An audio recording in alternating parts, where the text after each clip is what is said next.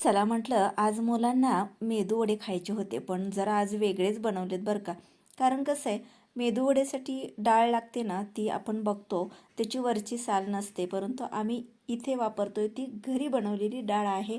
त्यामुळे त्याच्यावरती थोडीशी साल आहे, त्यामुळे अगदीच वेगळे दिसणार आहेत आणि त्यामध्ये असे आपण वेगवेगळे मसाले घातलेले आहेत. अगदी परफेक्ट असं पीठ भिजलेलं आहे. मेदूवडेसाठी मी डाळ भिजत घातलेली होती, त्याच्यानंतर वाटण करून घेतलं. वाटण करताना 3 ते 4 चमचे पाणी घातलं होतं. त्या पिठामध्ये कोथिंबीर, मीठ आणि कांदा घातलेला होता आणि पळीने तेलामध्ये सोडायचे. खूप मस्त तेलात सोडले जातात. गॅसची फ्लेम हाय ठेवायची. त्याच्याबरोबर खाण्यासाठी सांबर बनवलं होतं.